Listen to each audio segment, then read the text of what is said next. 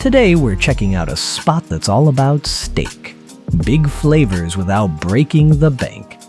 If you're a steak lover looking for great value, this place might just be your new go-to. Let's dig in!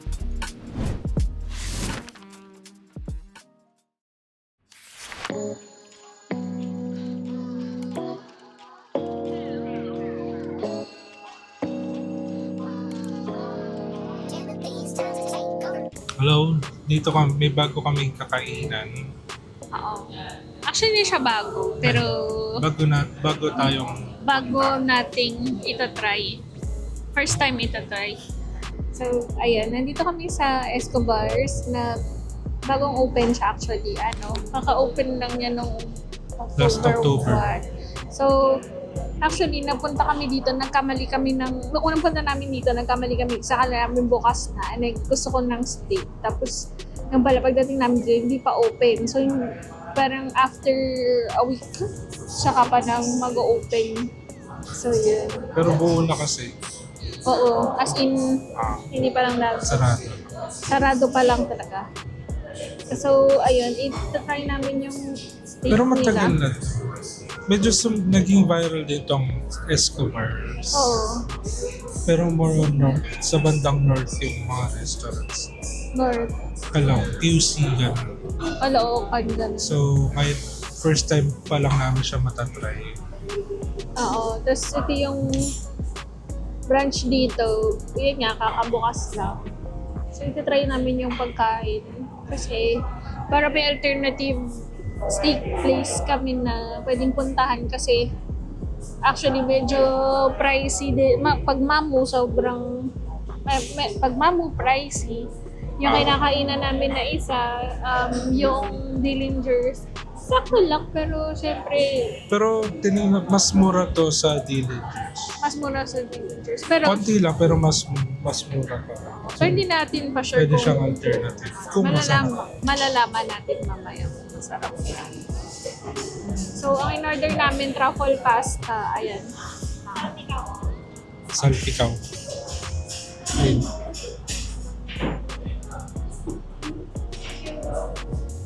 So, order kami ng salpicao, ng pasta, at saka ng steak. USD ribeye. Ribeye steak.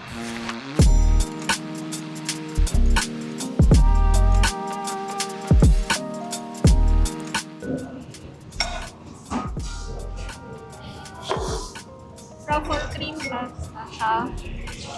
Truffle cream pasta siya, tapos parang mas amoy butter than truffle.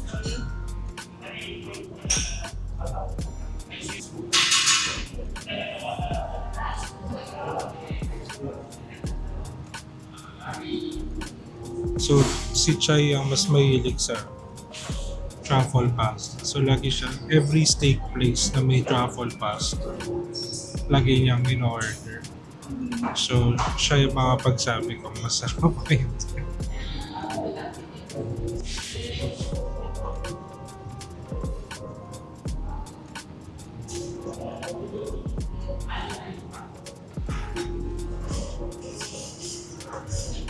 Manatang habang hinihintay ang verdict.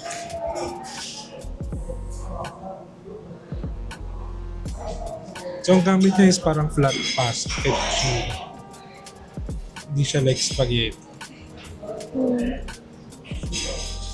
Medyo matabang siya konti. Tapos, yung walang masyadong truffle. Very, very mild na truffle niya. Okay lang, mas para siyang carbonara. Medyo mahina nga yung truffle paste. Hindi rin naman siya ganun kamahal para mag-truffle.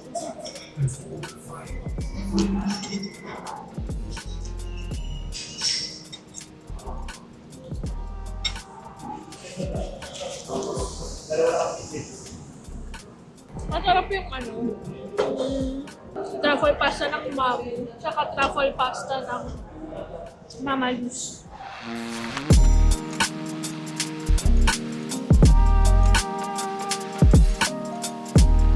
Next naman is yung beef salpicao. In-order ko lang, parang natakam lang ako sa salpicao. So yung salpicao nila parang Medyo cute yung serve. medyo dry. Dry siya. Hindi siya yung masos. Ano?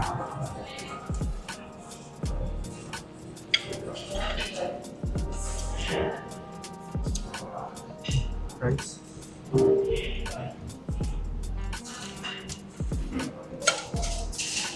Dry.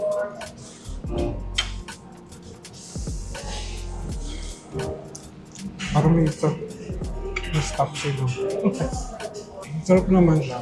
Pero hindi siya salpicao or mas tapsilog. Masarap na tapsilog kasi medyo dry siya. Kasi di ba salpicao cook in Masos. butter, oil, tsaka garlic.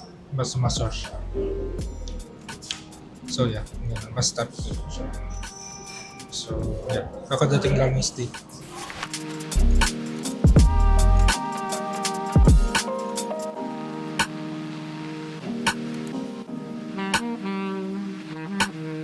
Try naman natin yung steak. Uy!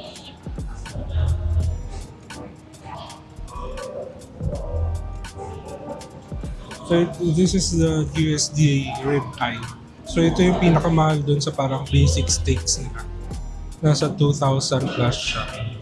Bukod dun sa mga smoked choices. Yung serving pa na ano, parang na yung lasa. Ano naman siya? Masarap naman. Pero,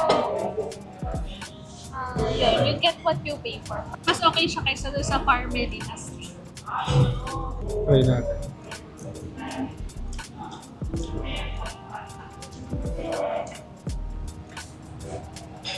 Masarap naman siya. Wow. Gusto ko yung ano, yung parang charring niya. Charring.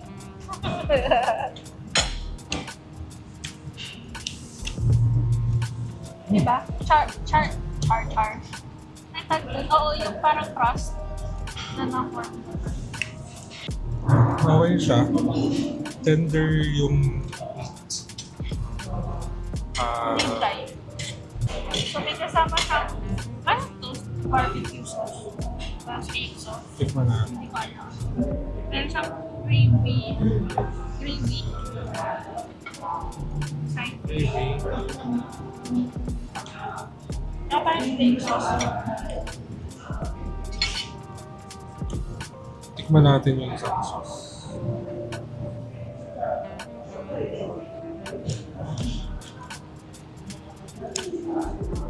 Steak sauce.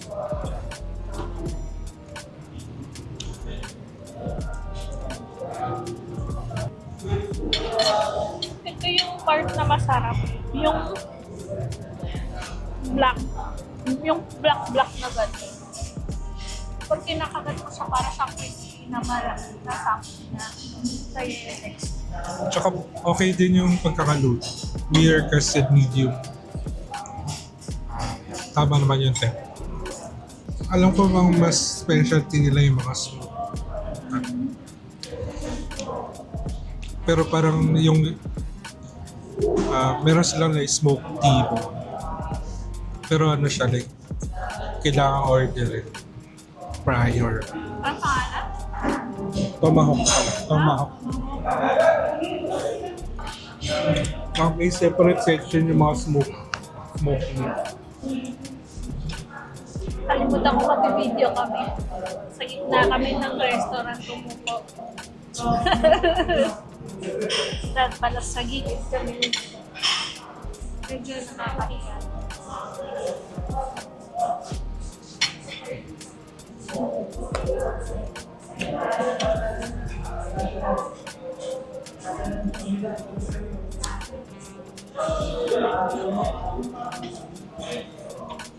Parang mas Dillinger pa rin yung top alternative for mango. alternative sa mom. Hindi pa natin na-try sa hygiene. Next time. Di ba sila parang ng presyo ng vinegar steak? Parang mas... Oh. 2 plus lang din yun eh. Di ba? Anyway, this is still a good alternative if you want to eat meat. If you want na medyo mas mura compared sa... Sorry kung yung reference lang namin, ma'am, kasi di pa namin nag-try yung di pa namin Cherry Bells.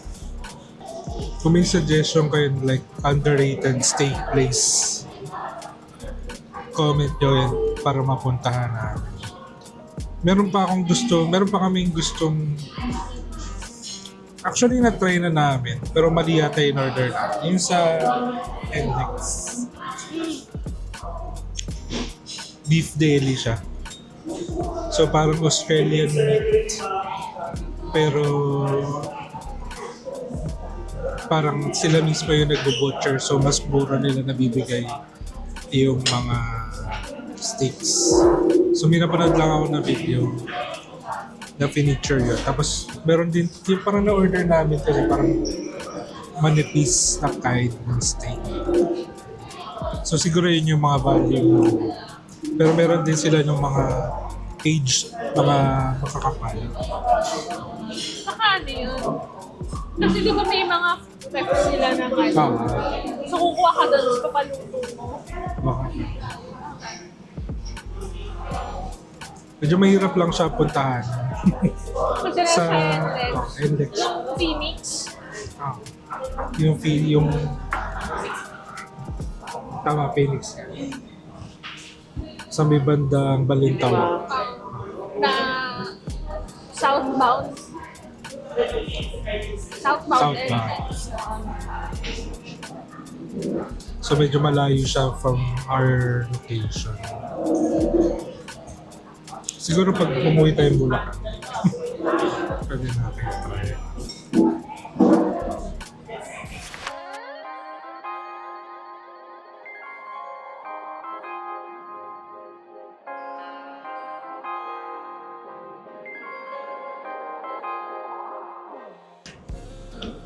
Kung familiar po na kayo dito sa show area, malapit siya doon sa Mandawi.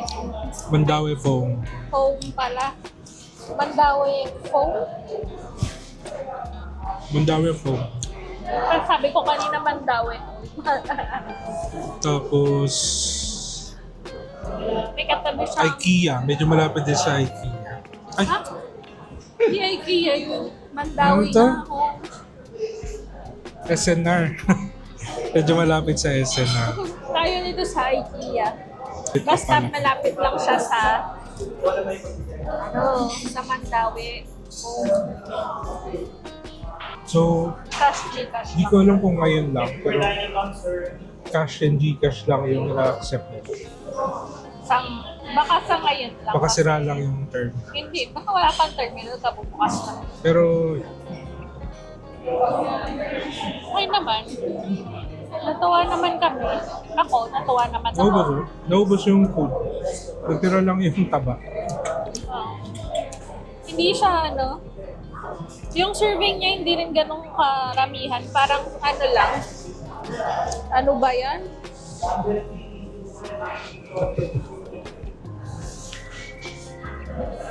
Talaga. Kasi, nilalaruan mo, Napakita ka. natalsikan tuloy ako. Ano siya, yung serving niya, medyo hindi ganun karamihan. Yung pasta parang sakto lang sa isang tao. Yung, Pero may option yata na bigger size. pero sharing na yun eh. Kasi, tapos nakita nyo naman kanina yung salpikaw niya, no? Medyo cute yung cute yung kanin. Pero feeling ko sa hindi ka naman ganun kalakas kumain. Baka dahil maano lang tayo kumain. Masasabihan na naman tayo. May wine selection din pala sila. Tsaka mga cocktails. May spirits. Even coffee meron. So, Siguro next na punta namin, try namin yung mga smoked meat. Kasi baka yun yung pinaka nila. Specialty. Bill out. Bill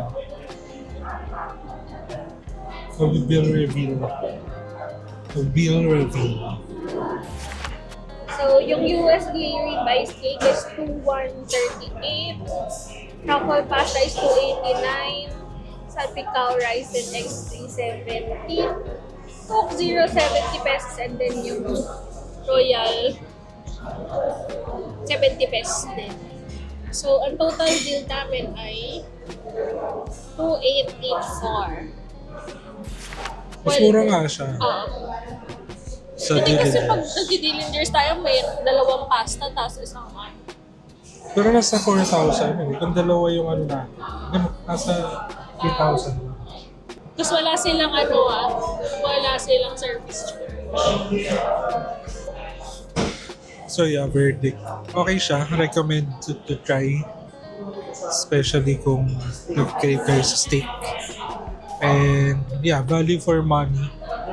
Hindi nyo na kailangan like gumastos ng 5,000 pataas. Pero I would still rank Dillingers and Mamu higher. So 1 Mamu, 2 Dillingers. Siguro 3 Escobars. Well, konti pa lang din naman yun na try namin. So, yun. Nabusog naman kami. Tapos, okay naman siya. For the price, pwede na yung kinain namin. Yun lang. Bye. Bye. Bye. You do the transition. Bye. Bye. Ayaw. Ayaw. Kasi, Ikaw nga. ba't ako? Sa kotse lang namin nagagawa yung transition. Okay, bye-bye. The transition daw siya. Bye-bye.